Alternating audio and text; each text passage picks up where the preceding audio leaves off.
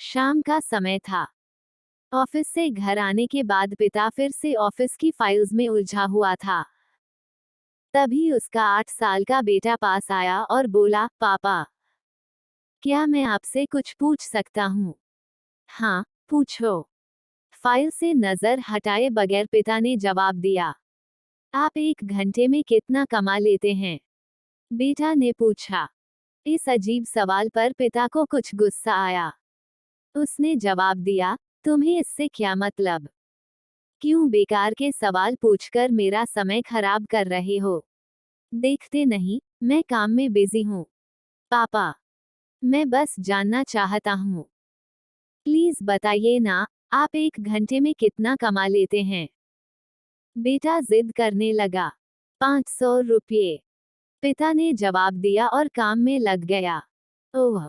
बेटा सिर झुकाकर कुछ सोचने लगा। फिर सिर उठाकर बोला, पापा, आप मुझे 300 रुपये उधार दे सकते हैं। यह सुनना था कि पिता का गुस्सा बढ़ गया। वह बेटे को झिड़कते हुए बोला, अच्छा, तो तुम इसलिए मुझसे मेरी सैलरी पूछ रहे थे? तुम्हें खिलौना या कोई फालतू सी चीज खरीदनी है? अब एक शब्द कहे बगैर सीधे अपने कमरे में जाओ और सो जाओ। मैं इतनी मेहनत से पैसे इसलिए नहीं कमाता कि तुम्हारी हर फालतू मांग पूरी कर सकूं। बेटे का चेहरा उतर गया। भारी कदमों से वो वहां से चला गया। पिता कुछ देर तक तो बेटे की बात पर नाराज रहा, फिर काम में लग गया। काम खत्म होने तक उसकी नाराजगी भी खत्म हो चुकी थी। अब उसे बेटे के प्रति अपने खुद के व्यवहार पर डैक होने लगा। वह सोचने लगा कि हो सकता है बेटे को सच में किसी जरूरी चीज के लिए 300 रुपये की जरूरत हो। वो वैसे भी हर समय पैसे नहीं मांगता। वह बेटे के कमरे में गया।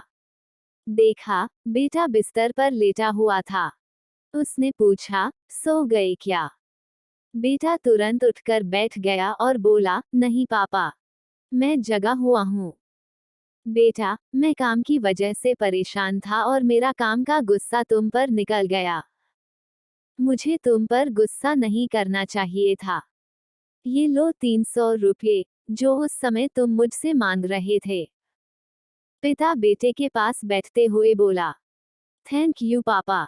बेटा चहक उठा। 300 रुपये एक तरफ रख उसने अपने तकिए के नीचे दबे कुछ नोट निकाले और उन्हें गिनने लगा। यह देख पिता को फिर से गुस्सा आने लगा। वो गुस्से में बोला, जब तुम्हारे पास पहले से ही पैसे थे, तो तुम और पैसे क्यों मांग रहे थे? क्योंकि मेरे पास पूरे पैसे नहीं थे पापा, अब हैं।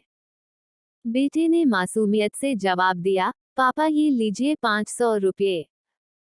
क्या इससे मैं आपका 1 घंटा खरीद सकता हूँ?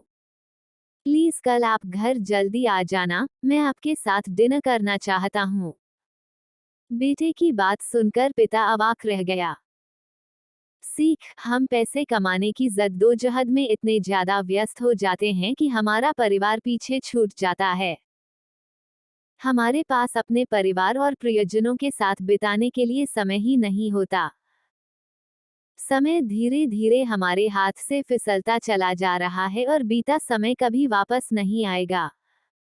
ऑफिस में हमारा रिप्लेसमेंट बड़ी ही आसानी से ढूंढ लिया जाएगा, लेकिन परिवार का कोई रिप्लेसमेंट नहीं है। अपने परिवार को महत्व दें।